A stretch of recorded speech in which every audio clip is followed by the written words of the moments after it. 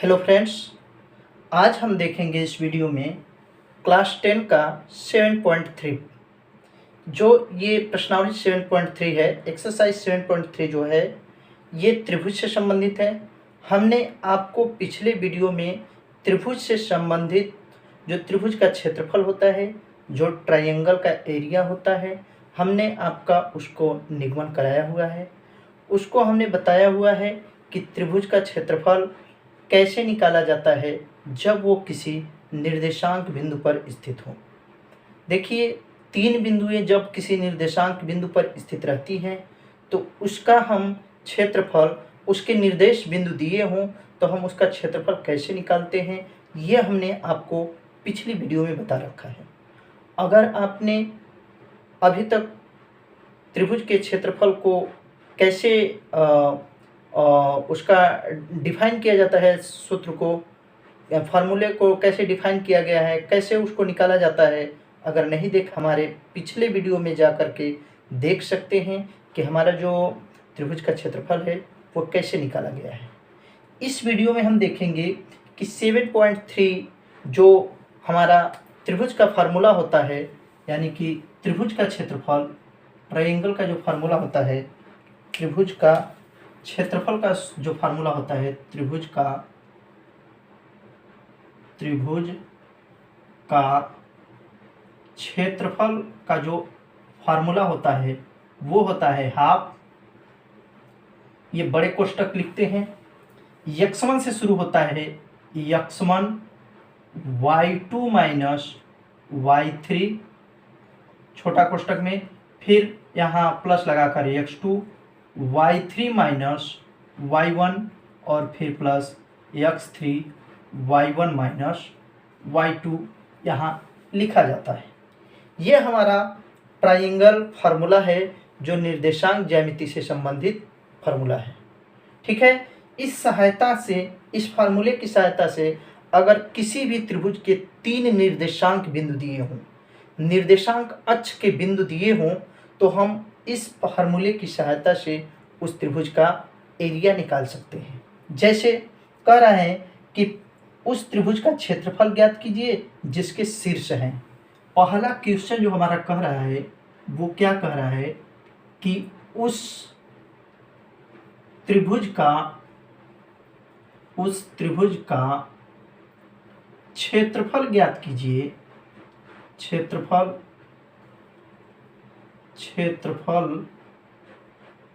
ज्ञात कीजिए जिसके निर्देशांक हैं, जिसके शीर्ष हैं, जिसके शीर्ष हैं। ये हमारा पहला क्वेश्चन कह रहा है कि उस त्रिभुज का क्षेत्रफल हमको ज्ञात करना है जिसके निर्देशांक दिए हुए हैं। देखिए, पहले का जो पहला निर्देशांक बिंदु दिया हुआ है वो दिया हुआ है, हम 2,3 दिया हुआ है, और दिया है 1,0 माइनस 1,0 दिया हुआ है, और क्या दिया हुआ है 2,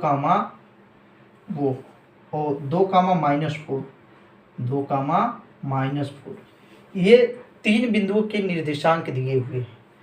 मान लीजिए ये कोई ट्रायंगल हो, कोई त्रिभुज हो, इस त्रिभुज का नाम A हो, इस त्रिभुज के एक शीर्ष का नाम B हो और इस त्रिभुज का शीर्ष का नाम क्या हो, C हो।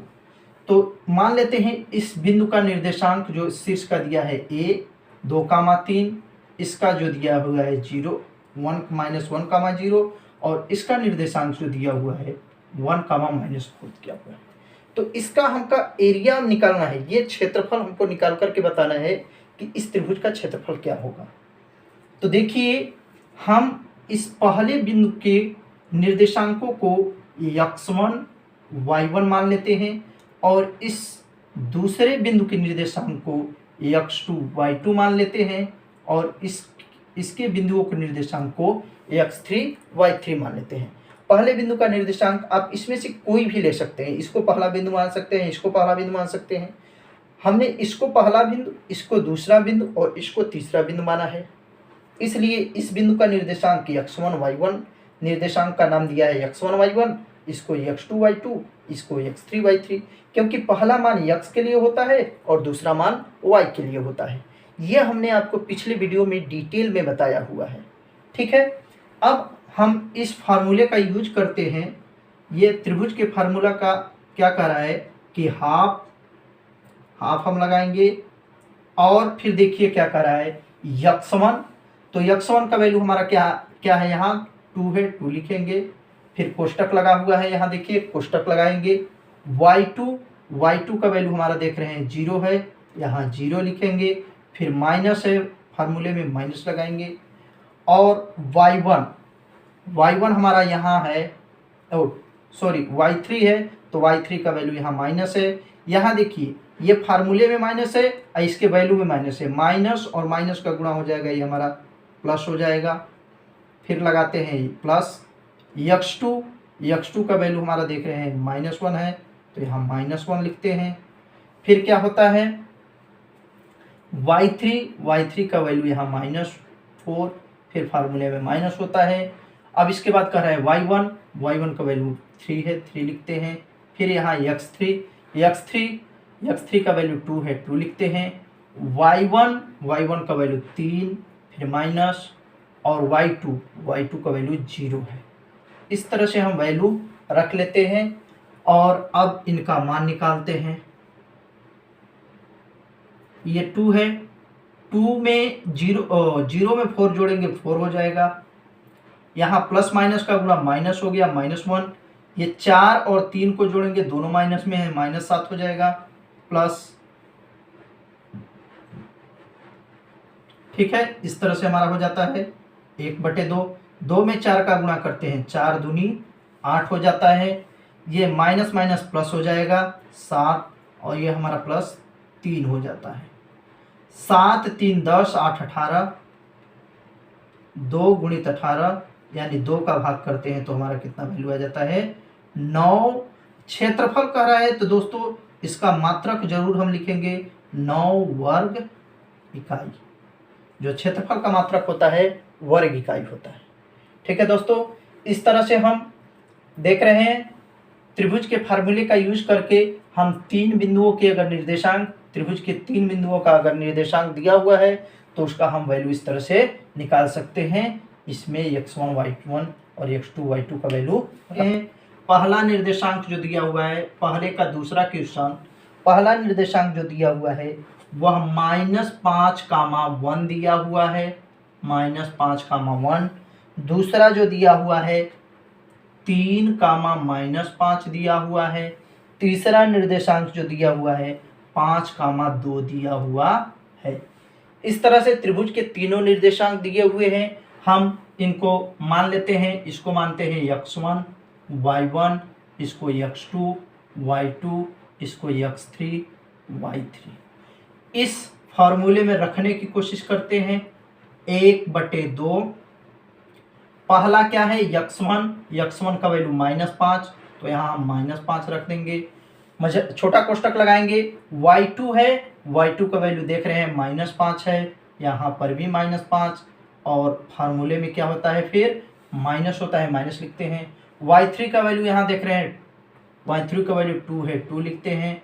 फिर x2 सूत्र में होता है, तो x2 का वैल्यू यहाँ 3 है, 3 लिख देते हैं। फिर छोटा कोष्टक लगाते हैं। उसके बाद y3 यहाँ 2 है, 2 लिखते हैं। फिर माइनस, फार्मूले में है, माइनस लगाते हैं। y1 में देख रहे हैं माइनस, यहाँ माइनस और यहाँ माइनस, माइनस माइनस ये प्लस हो गया। फिर x3 फार्मूले में है, x3 का वैल्यू 5 है, 5 लिखते हैं। y1 कह रहा है, y1 हमारा -1 है, फिर यहाँ माइनस। y2 कह रहा है, y2 भी माइनस था, माइनस माइनस ये क्या हो गया, प्लस हो गया। इस तरह से हम वैल्यू को अब रख चुके हैं। अब इसको गुणा भाग करना है, यहाँ -5 है, -5 रहेगा। -5 और -2 जुड़ जाएंगे, -7 हो जाएंगे। यहाँ +3 था, 3 रहेगा। 2 और 1 जुड़ जाएंगे, 3 हो जाएगा। यहाँ प्लस था, प्लस ही रहेगा।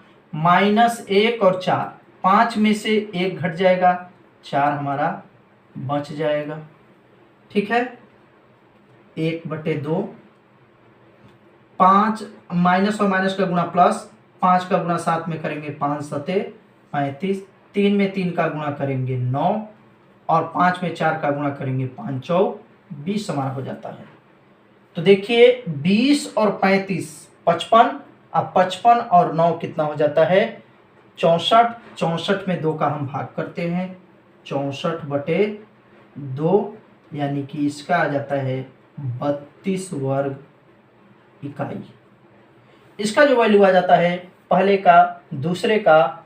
प्रश्न का दूसरा जो क्वेश्चन दिया हुआ था इसका 32 वर्ग इकाई आंसर आ जाता है। इस प्रकार से हम पहले प्रश्न का दोनों जो प्रश्न दिया हुआ है उसको हम हल कर लेते हैं। जो दूसरा प्रश्न है वो हमारा क्या कह रहा है कि निम्नलिखित में से प्रत्येक में k का मान ज्ञात कीजिए। k का वैल्यू निकालने के लिए कह रहा है, किसका, k का मान ज्ञात करने के लिए कह रहा है, k का वैल्यू निकालने के लिए कह रहा है और कह रहा है ताकि तीनों बिंदु संरेखी हो। कैसा बिंदु हो, बिंदु जो हो वह कैसी हो, संरेखी बिंदु हो। ठीक है, देखिए संरेखी बिंदु हो, k का वैल्यू ज्ञात कीजिए यदि बिंदु संरेखी हो। तो देखिए जब भी त्रिभुज की 3 भुजाएं दी रहे और उसको संरेखी कहे कि त्रिभुज की 3 शीर्ष दिए हुए हैं और उनको संरेखी ज्ञात करके हमको करना है, तो संरेखी जब भी कहेगा तो त्रिभुज के क्षेत्रफल का जो वैल्यू होता है वह क्या हो जाता है, 0 के बराबर हो जाता है। यानी कि यहाँ जो त्रिभुज के क्षेत्रफल का वैल्यू है वो किसके बराबर हो जाएगा, 0 हो जाएगा। अच्छा, इसके लिए कुछ बिंदु दिए हुए हैं। देखिए ये निर्देशांक जो दिए हुए हैं वो दिया हुआ है 7, -2 और 5, 1 और दिया हुआ है 3, k। ठीक है दोस्तों, ये 3 बिंदुएं दी हुई हैं, त्रिभुज की 3 बिंदुएं दिए हुए हैं और कह रहा है कि संरेखी है। ये तीनों बिंदुएं क्या है, संरेखी। संरेखी का अर्थ होता है जो ऐसे बिंदु, मान लीजिए इसका नाम A हो, इसका नाम B हो, इसका नाम C हो, तो A भी इसी रेखा पर स्थित है, B भी इसी रेखा पर स्थित है और C भी इसी रेखा पर स्थित है। तो तीनों बिंदुएं अगर एक ही रेखा पर स्थित हो तो वहां पर क्षेत्रफल का वैल्यू कितना हो जाता है, 0 हो जाता है।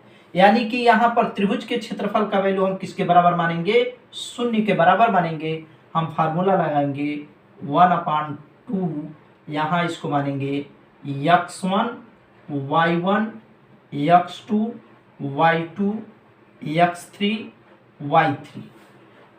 ठीक है दोस्तों, देखिए अब हम इस त्रिभुज के फार्मूले का प्रयोग करके, इसका प्रयोग करके हम इसके वैल्यू को निकालेंगे। संरेखी होने का प्रतिबंध का है, तो संरेख जब भी कोई त्रिभुज के 3 शीर्ष दिए हों और संरेखी कहे तो हम क्षेत्रफल का वैल्यू किसके बराबर मान लेंगे, 0 के बराबर मान लेंगे।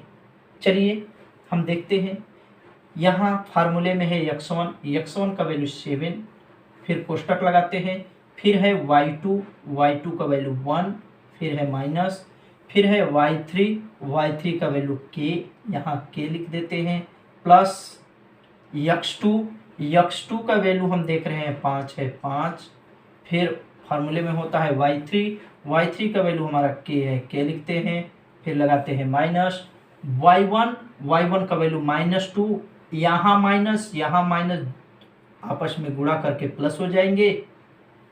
x3 का वैल्यू देख रहे हैं 3 है, हम 3 लिख देते हैं, फिर y1 का वैल्यू -2, फिर क्या है -y2 का वैल्यू 1 है, 1 लिख देते हैं, यहाँ इस तरह से लगा लेते हैं। अब देखिए 1/2 इधर तो बराबर किस तरफ 0 है,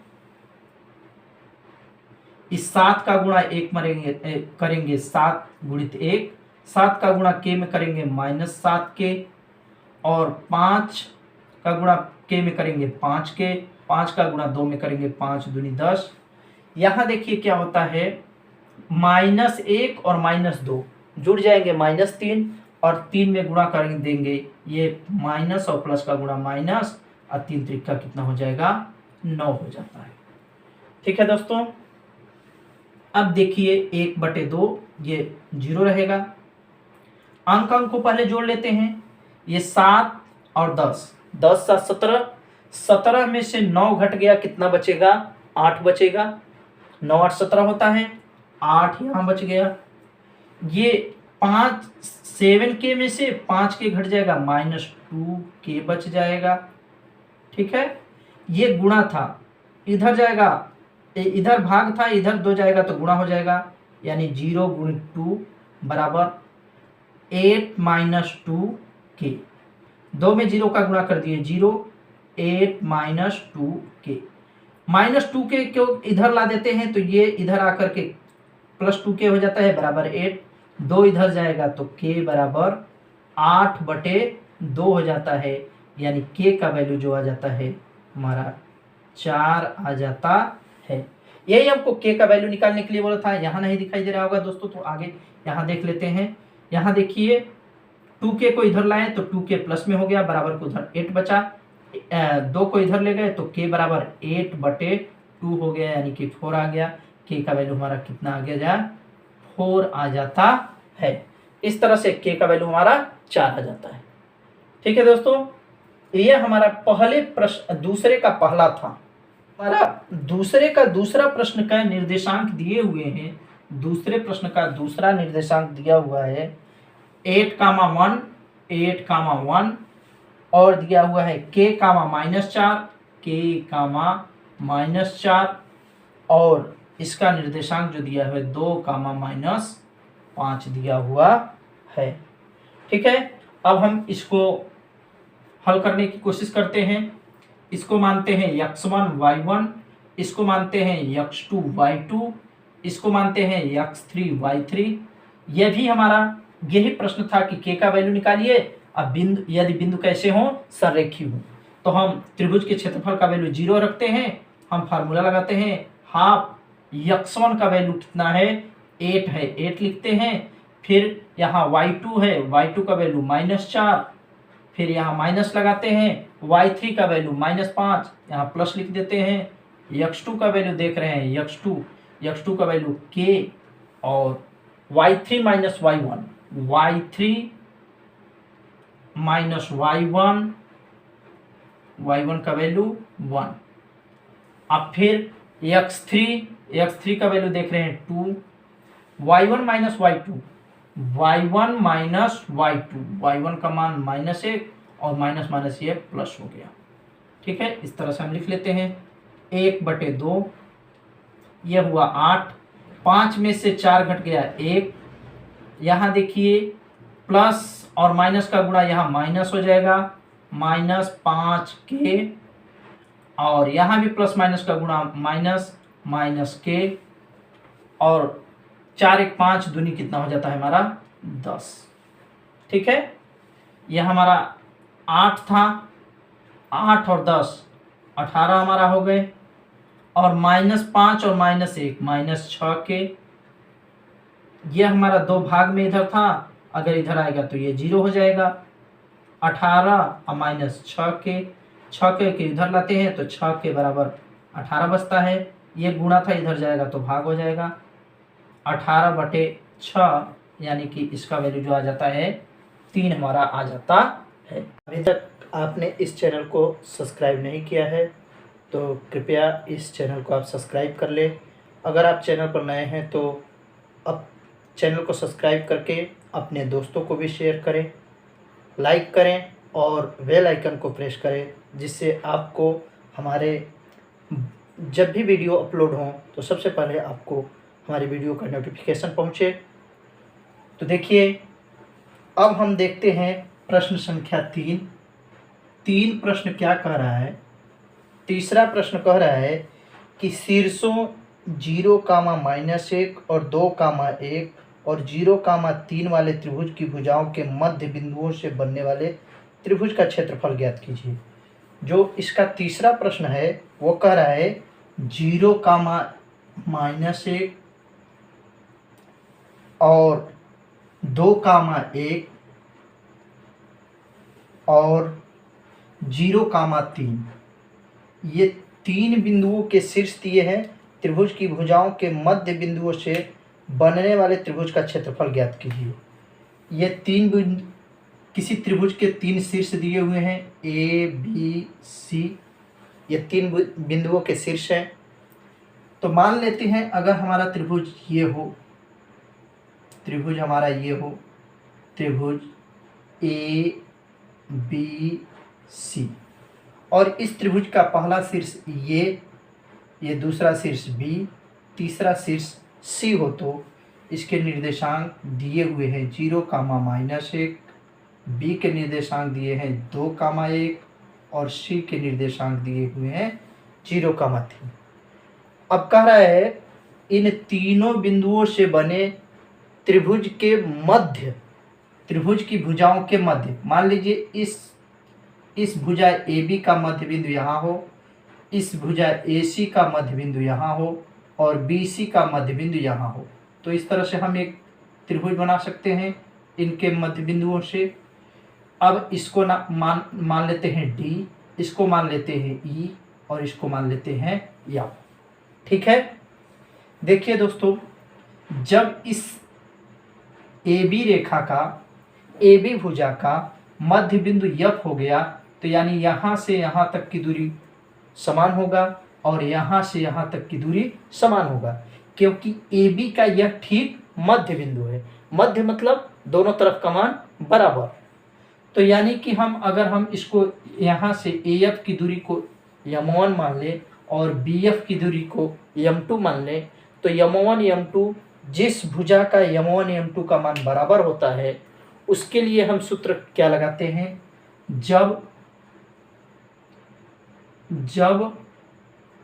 m1 इक्वल m2 हो, तो m1 और m2 बराबर हो, तो उसके लिए हम सूत्र लगाते हैं x2 प्लस x1/2, या इसको सही क्रम में भी लिख सकते हैं y1 प्लस y2/2। ठीक है, हम इस फार्मूले का प्रयोग करेंगे। अगर इस फार्मूले का प्रयोग करते हैं तो देखिए ए बी का x1 x2 से ए बी का ये बिंदु निकल आएगा, एफ का मान कितना होगा। इसी तरह से बी सी का मध्य बिंदु डी का वैल्यू निकल आएगा और ए सी का मध्य बिंदु ई का वैल्यू निकल आएगा। तो हम इसको मानते हैं x1 y1 और इसको मान लेते हैं x2 और y2। अब इसमें हम रखने की कोशिश करते हैं। देखिए हम रखते हैं तो क्या लिखेंगे, पहले x1 x2, x1 x2, x1 यहाँ 0 यहाँ 2, यानी कि 0 + 2/2, कॉमा लगाएंगे, y1 + y2, y1 का मान -1 और y2 का वैल्यू +1/2, इस तरह से। अब 0 में 2 जोड़ेंगे 2 आ जाएगा 2, और -1 में 1 जोड़ेंगे 0/2 आ जाएगा। 2 में 2 का भाग करेंगे 1 और 0 में 2 का भाग करेंगे, कितना आ जाएगा 1,0। यानी ए बी के मध्य बिंदु जो एफ बिंदु था उसका वैल्यू हमारा कितना आ जाता है, 1,0 आ जाता है। ठीक है दोस्तों, इस तरह से हमारा एफ बिंदु, हमारा इस एफ बिंदु का वैल्यू 1,0 आ जाता है। ठीक है, यह हम किसके लिए निकाल रहे थे, एफ के लिए। इसी तरह से हम अगर डी के लिए निकालें तो इसको हम मान लेते हैं x1, इसको y1, x1 y1 x2 y2 हो गया। ठीक है ना, इसको भी हम लिख लेते हैं। इसका वैल्यू x1 y1 0 + 2, 2 + 0/2, इसी तरह से 3 + 1, 3 + 1/2। देखिए y1 + y2 का वैल्यू हो गया। 2 में 0 जोड़ेंगे 2/2 और 3 में 1 जोड़ेंगे 4/2, यानी कि 2 से 2 में भाग किए 1, 2 दूनी 4। इस तरह से हमारा जो डी बिंदु का निर्देशांक आता है वह आता है 1,2। ठीक है, डी का भी हम निर्देशांक निकाल लिए। अब देखते हैं बिंदु ई के लिए, इसको मान लेते हैं x2 y2 और हमारा x1 y1 है। AC के बीच की दूरी निकालना है। ठीक है दोस्तों, तो देखते हैं AC के बीच की दूरी क्या होगा। AC के बीच की दूरी जो E बिंदु है उसके लिए निर्देशांक क्या होंगे। तो x1 प्लस x2 यानी कि 0 प्लस 0/2 और इसी तरह से 3 और -1 को जोड़ेंगे y1 प्लस y2 का वैल्यू इतना हो जाएगा, यानी कि 0/2 और 3 में से 1 घट गया 2/2 और 2 में 0 का गुणा करेंगे 0 और 2 में 2 का भाग करेंगे 1 आ जाएगा। इसका निर्देशांक हमारा आ जाता है 0,1। तो देख रहे हैं इस तरह से हम F, D और E का भी निर्देशांक ज्ञात कर लिए हैं। इसको ज्ञात करने का एक ही मतलब था कि अब देखिए हमारा दो त्रिभुज बन गया। एक त्रिभुज हमारा पहले से था ABC और एक त्रिभुज हमारा DEF भी बन गया है। ABC के भी निर्देशांक हमको मालूम है और DEF के भी हमको निर्देशांक मालूम है। बारी बारी से इनका क्षेत्रफल निकाल रहे हैं। कह रहा है कि इस त्रिभुज का दिए हुए त्रिभुज के क्षेत्रफल के साथ अनुपात ज्ञात कीजिए। ठीक है ना। DEF और ABC का क्षेत्रफल हम लोग निकाल लेते हैं। तो पहले हम निकालते हैं ABC का क्षेत्रफल। त्रिभुज ABC का क्षेत्रफल क्या होता है, हाफ। इसके बाद इसमें होता है x1 y2 minus y3 plus x2 y3 minus y1 plus x3 y1 minus y2। यह हमारा त्रिभुज फार्मूला होता है। ठीक है, रखते हैं हम इसमें वैल्यू हाफ, इसमें हम वैल्यू रखते हैं। इसको मानते हैं x1 y1, इसको मानते हैं x2 y2 और इसको x3 y3 मान लेते हैं, x3 y3। इसमें रखना शुरू करते हैं। x1 का वैल्यू 0। ठीक है दोस्तों, y2 माइनस y1 और y2 का वैल्यू 1 और y1 का वैल्यू -1 और यहाँ फार्मूला में होता है माइनस। y2 में y1 को घटाना है तो +2 हो जाएगा, +1 हो जाएगा। ठीक है, प्लस x2 देख रहे हैं 2 है, 2 हो गया। उसके बाद y3 माइनस y3 हमारा 3 है और y1 1 है। y3 हमारा 3 हो गया। इसमें फार्मूले में माइनस है, माइनस लगाएंगे। y1 का वैल्यू देख रहे हैं -1 है, माइनस माइनस ये प्लस हो गया। x3 देख रहे हैं 0 है और अब क्या है y1 माइनस y1 देख रहे हैं हमारा -1 है, फिर माइनस y2 का वैल्यू देख रहे हैं 1 है। ठीक है, इस तरह से हम वैल्यू को रख लेते हैं। वैल्यू रखने के बाद क्या होता है 1/2। ये देखिए 0 कोष्टक से पहले 0 है, यानी कि कोष्टक के अंदर चाहे जो भी संख्या हो, अगर 0 का गुणा करेंगे तो उसका वैल्यू कितना हो जाएगा, 0 के बराबर हो जाएगा। ठीक है, ये 3 1 4 में 2 का गुणा करेंगे 4 दूनी 8 हो गया। इसी तरह से ये भी अगर जोड़ेंगे लेकिन कोष्टक से पहले 0 है तो इसका भी वैल्यू कितना हो जाता है, 0 हो जाता है। 1/2, यहाँ 0 में 8 जोड़ेंगे 8 हो गया, भाग कर देंगे कितना आ जाएगा 4। त्रिभुज ABC का क्षेत्रफल कितना आ जाता है, 4 आ जाता है। त्रिभुज ABC का क्षेत्रफल हमारा 4 आ जाता है, यानी ABC का हमको क्षेत्रफल मालूम हो चुका है। ये 0,1 है, 0,1 है, 0,1। ठीक है, ये हमारा ABC का जो वो दिया था उसको हम इरेज कर दिए। अब देखिए हमको किसका निकालना है, DEF का निकालना है। ABC का हमको क्षेत्रफल मालूम हो चुका है, 4 आया है। ठीक है, अब हम यहाँ लिख देते हैं DEF का क्षेत्रफल। तो हम फार्मूला वही यूज करेंगे, फार्मूला हमारा वही रहेगा x1 x1 का वैल्यू मान लेते हैं किसी को भी, x1 y1 x2 y2 और यह x3 y3। ठीक है, x1 का वैल्यू 1 लिखेंगे, प्लस लगाएंगे।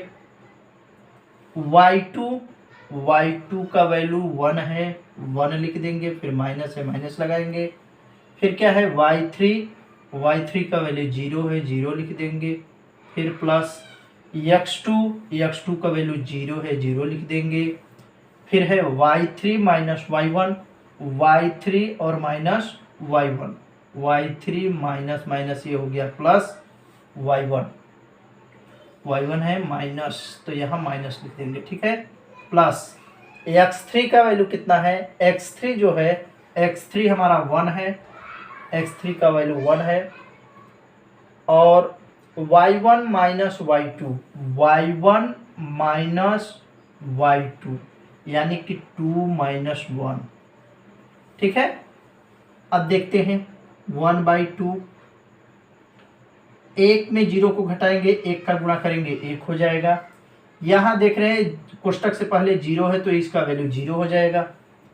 प्लस यहाँ देख रहे हैं 2 में से 1 घट जाएगा 1, और 1 में 1 का गुणा करेंगे 1 हो जाएगा, यानी कि 1/2, 1 और 1 जोड़ दिए 2, 2 से 2 में भाग कर दिए 1।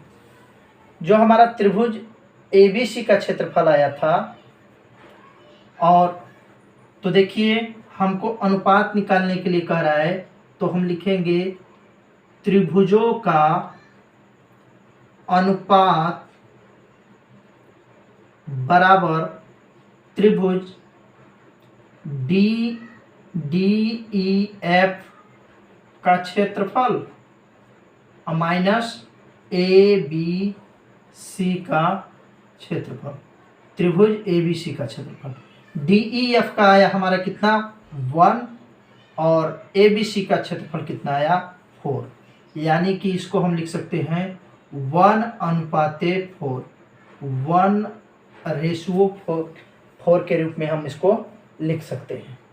ठीक है, इस तरह से हमारा तीसरा प्रश्न भी हल। देखिए दोस्तों, इस 7.3 का जो चौथा प्रश्न है, यह कह रहा है कि उस चतुर्भुज का क्षेत्रफल ज्ञात कीजिए जिसके शीर्ष इसी क्रम में, यानी कि चतुर्भुज के जो शीर्ष दिए हुए हैं वो दिया हुआ है, पहला शीर्ष -4, -2, -3, -5, 3, -2 और 2, 3, ये शीर्ष दिए हुए हैं। मान लेते हैं, चलिए हम मान लेते हैं कि कोई शीर्ष हमारा कोई चतुर्भुज है। इस तरह से मान लीजिए हमारा कोई चतुर्भुज है, ये हमारा चतुर्भुज है, इसका नाम हम रख देते हैं A, इसका नाम रख देते हैं B, इसका नाम C और इसका नाम D। यह हमारा एक चतुर्भुज है। इस चतुर्भुज A का शीर्ष का वैल्यू जो दिया हुआ है वो दिया हुआ है -4, -2। इस B चतुर्भुज का जो शीर्ष दिया हुआ है वो क्रमशः दिया हुआ है -3, -5, और ये तीसरा जो दिया हुआ है इसका वैल्यू दिया है 3, -2, और चौथा जो D का दिया हुआ है वो दिया है 2, 3। ठीक है, इस तरह से इस चतुर्भुज के 4 शीर्षों के निर्देशांक दिए हुए हैं। हम इस चतुर्भुज के 4 शीर्षों का कह रहा है कि चतुर्भुज का क्षेत्रफल ज्ञात कीजिए। इस चतुर्भुज का देखिए, हम पढ़ रहे हैं त्रिभुज का क्षेत्रफल, और ये चतुर्भुज का सवाल दे दिया है। ये चतुर्भुज का जो क्वेश्चन दिया हुआ है, इसको अगर हम इस तरह से एक विकर्ण खींच दें तो क्या यह हमारा 2 त्रिभुज नहीं बन गया। देखिए, एक त्रिभुज बन गया ADC और दूसरा त्रिभुज बन गया ABC। अगर हम दोनों त्रिभुजों का क्षेत्रफल निकाल लें, त्रिभुज ADC का और त्रिभुज ABC का, और दोनों को कंबाइन कर दें, दोनों को जोड़ दें। अगर हम दोनों को जोड़ कर देते हैं, दोनों त्रिभुजों के जो क्षेत्रफल आएगा, उन दोनों त्रिभुजों के क्षेत्रफलों को ऐड कर देते हैं, तो हमारा एक चतुर्भुज का क्षेत्रफल आ जाएगा। तो आप चाहे जिसका भी पहले त्रिभुज का क्षेत्रफल निकाल सकते हैं। मान लेते हैं हम त्रिभुज ए बी सी का, सबसे पहले हम किसका, त्रिभुज ए बी सी का क्षेत्रफल निकालें तो हम ट्राइंगल फार्मूला लगा देंगे। अभी जो हम पिछला क्वेश्चन किए थे उसी का देखिए फार्मूला क्या होता है, 1/2 x1 y2 minus y3 plus x2 y3 minus y1 plus x3 y3 minus y1 minus y2। ये हमारा ट्राइंगल फार्मूला हो जाता है। अब चलिए हम ए बी सी को माने, ए बी सी को, तो हम इनको बारी बारी से मान लेते हैं। इसको मान लेते हैं x1 y1, इसको x2 y2 और इसको x3 y3 मान लेते हैं। ठीक है, हम इस तरह से मान लेंगे। मानने के बाद इसमें हम वैल्यू को पुट करेंगे। चलिए देखते हैं, इसमें वैल्यू रखते हैं हाफ, उसके बाद x1 जो है -4 है, यहाँ -4 रख देते हैं, कोष्टक लगाते हैं। y2 माइनस y3 देखिए यहाँ -5 है और y3 -2 है, तो y2 -5 है, फिर कितना है y3 -2 है। देखिए यहाँ पर भी माइनस है, तो पहले ये वाला हम फार्मूले वाला माइनस लिखते हैं। फिर y3 में भी y3 का वैल्यू -2 है, तो ये माइनस और ये माइनस हमारा प्लस हो जाएगा आपस में गुणा करके। फिर है प्लस x2 देखिए यहाँ माइनस है, x2 का वैल्यू कितना है -3 है, तो यहाँ -3 लिख देंगे। फिर y3 हमारा -2 है, -2 लिखेंगे, फिर ये वाला फार्मूला लिखेंगे। फिर y1 है, y1 का वैल्यू कितना है, माइनस है, माइनस माइनस प्लस हो गया। ठीक है, इस तरह से x3 का वैल्यू 3, फिर y1 -2, फार्मूले वाला माइनस ये है, और क्या होता है y2 का वैल्यू माइनस है, माइनस माइनस ये प्लस हो गया, ये 5 हो गया। ठीक है, इस तरह से हमारा निकल जाता है हाफ। अब इसके बाद क्या लिखेंगे, हाफ, यहाँ 4 लिखेंगे, 5 में से 2 को घटा देंगे, तो ये माइनस पहले से है, 5 में से 2 घट जाएगा, -3 आ जाएगा। ये -2 और +2 ये हो जाएगा 0, और ये देखिए 5 में से 2 घट गया, 3 बच गया, तो ये हमारा 3 बच जाता है। अब देखते हैं, माइनस और माइनस का गुणा प्लस हो गया, 4 में 3 का गुणा करेंगे 12 हो जाएगा। यहाँ -3 का गुणा 0 में करेंगे तो ये हमारा 0 हो जाएगा, और 3 में 3 का गुणा करेंगे कितना हो जाएगा, 9 हो जाएगा। 3 3 का 9, 12 और 9 कितना होता है, 22 होता है। 12 और 9 21 होता है, कितना होता है 21/2, 21 हो गया। त्रिभुज ABC का क्षेत्रफल, ABC का क्षेत्रफल कितना आ जाता है, 21/2, यानी कि ABC का जो वैल्यू आ जाता है वो आ जाता है 21/2। अब हम किसका निकाल लेते हैं, त्रिभुज ADC का क्षेत्रफल। त्रिभुज ADC का क्षेत्रफल देखिए, इसको मानते हैं x2 y2 और इसको मानते हैं x3 y3। ADC का क्षेत्रफल चलिए रखते हैं हाफ, उसके बाद क्या है x1 जो है -4 है, -4 लिखते हैं, और y2 हमारा हो जाता है 3, फिर यहाँ माइनस y3 हमारा हो जाता है माइनस और माइनस +2, x2 हमारा 2 है, 2 लिख देते हैं, और फिर क्या है y3 minus y1, y3 minus y1 plus कितना आता है x3 3 और y3 y1 minus y2 y1 minus y2 का वैल्यू 3। इस तरह से हम वैल्यू रख लेते हैं। अब गुणा कर लेते हैं।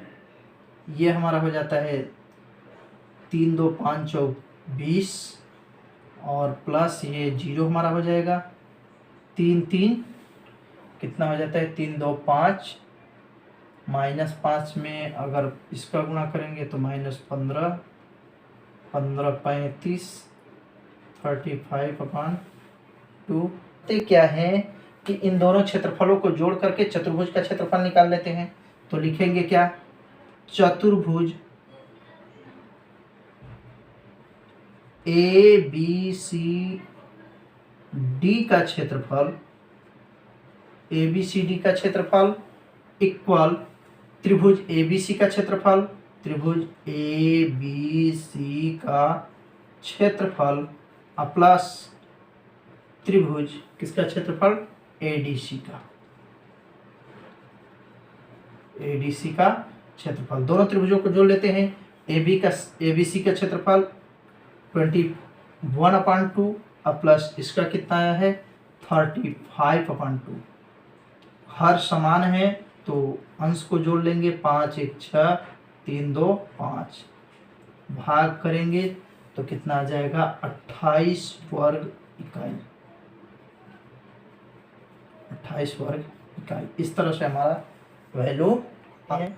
पांचवा प्रश्न क्या कह रहा है कि कक्षा 9 में आपने पढ़ा है कि किसी त्रिभुज की एक मध्यिका उसे बराबर क्षेत्रफलों वाले दो त्रिभुजों में विभाजित करती है। किसी त्रिभुज की मध्यिका, मान लेते हैं एक त्रिभुज ABC, एक त्रिभुज ABC है जिसकी मध्यिका मतलब इस तरह से अगर हम मध्य बिंदु डाल दें तो इसकी मध्यिका मान लेते हैं D है। एक त्रिभुज की मध्यिका उसे बराबर क्षेत्रफलों वाले दो त्रिभुजों में विभाजित करती है।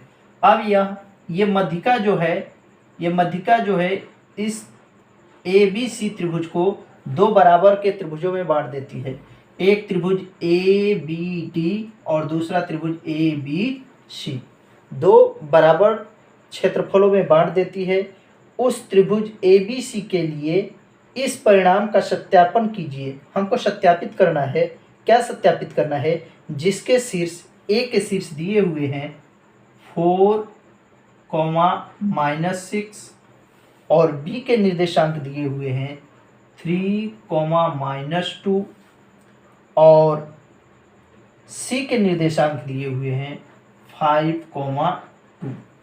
ठीक है, तो देखिए अभी हमने आप लोगों को सवाल नंबर 3 में बताया था, क्वेश्चन नंबर 3 में बताया था कि अगर किसी भी भुजा का मध्य बिंदु कोई हो तो वह भुजा दो बराबर भागों में बढ़ जाता है। अगर हम इसको M1 और इसको M2 माने तो यह हमारा मध्य बिंदु है। मध्य बिंदु के लिए हम लोग क्या करते हैं, x2 प्लस x1/2 और y2 प्लस y1/2 लिखते हैं, जिससे कि मध्य बिंदु हमको मालूम हो जाए। अगर इस D बिंदु को हमको मालूम करना है तो इस फॉर्मूले का प्रयोग करते हैं। कब? जब M1 और M2 का वैल्यू बराबर होता है। तो देखिए इस D बिंदु का निर्देशांक क्या हो जाएगा, किसी को x1 मान लो, x1 प्लस x2 3 प्लस 5/2 और y1 प्लस y2 2 प्लस 2/2। 3 और 5 को जोड़ेंगे 8 हो जाएगा। 8 में 2 का डिवाइडेशन करेंगे और ये हो जाएगा 0। 2 से 8 में भाग ले जाएंगे तो 4 बार जाएगा और ये लगाएंगे भाग तो 0 हो जाएगा। यानी इस D बिंदु के निर्देशांक जो हो जाते हैं वो 4, 0 हो जाते हैं। ठीक है, अब ये हमारा त्रिभुज जो है, ये त्रिभुज हमारा जो है दो बराबर भागों में बढ़ जाता है। एक त्रिभुज ABD और एक त्रिभुज ADC। ठीक है, हमको ये सिद्ध करना है कि त्रिभुज ए डी बी, हम देखिए दो त्रिभुज बन गए हैं। इस दोनों त्रिभुजों को त्रिभुज के फॉर्मूले से सॉल्व करेंगे। त्रिभुज का क्षेत्रफल का जो फॉर्मूला होता है वो होता है half x1 y2 minus y3 x2 y1 y3 minus y1 और x3 y1 माइनस y2। यह फार्मूला होता है। हम इस फार्मूले की सहायता से इनको ज्ञात करके सत्यापित करेंगे। देखते हैं। पहले हम त्रिभुज ए डी बी का क्षेत्रफल निकालते हैं। ए डी बी का क्षेत्रफल हो जाएगा हमारा ए डी बी, यानी कि यह हमारा x1 y1, यह हमारा x2 y2 और ये हमारा हो जाता है x3 y3। ठीक है, अब इसी में हम वैल्यू को पुट करते हैं। देखिए ये हमारा x1 है, x1 का वैल्यू 4, फिर y2 माइनस y3, हमारा y2 minus y3 0 minus minus plus हो गया। x2 जो है 4 है और y3 माइनस y1, y3 जो है -2 है, y1 हमारा यहाँ माइनस और माइनस प्लस हो गया। x3 जो है 3 है और क्या है y1 माइनस y2, y1 -6 और y2 जो हमारा है 4। ठीक है, इस तरह से हम वैल्यू को रख लेते हैं।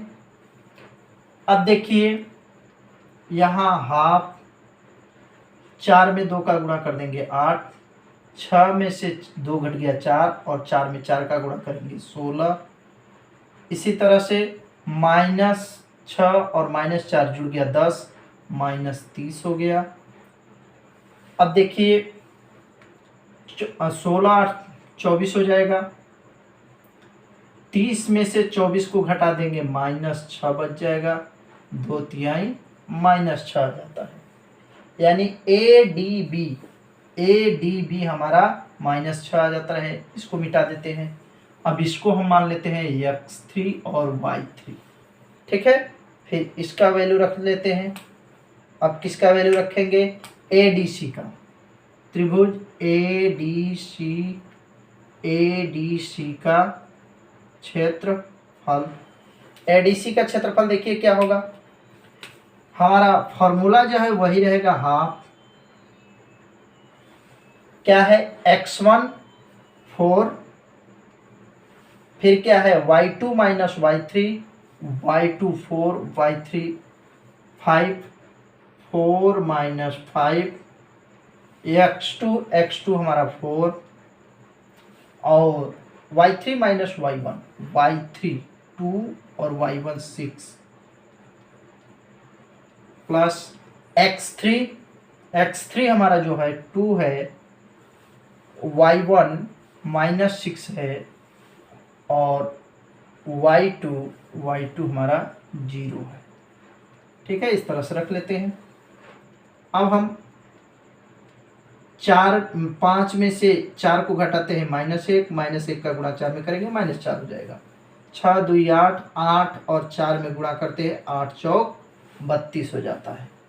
6 दूनी हमारा कितना हो जाता है? 12 हो जाता है, -8 हो जाएगा। तो देखिए दोस्तों, हम वैल्यू ए डी सी का क्षेत्रफल का इस तरह से रख लेते हैं। रखने के बाद ये 4 दूनी हमारा 8 हो जाता है। ये इस तरह से आने के बाद हम 30 घटाते हैं, 32 में से 30 घटाते हैं 2 में -6, यानी कि 1/2 गुणित ये भी -6 आ जाता है, -3। क्षेत्रफल कोई भी माइनस में नहीं होता। इस तरह से देख रहे हैं कि 3 बराबर हमारा 3 आ रहा है।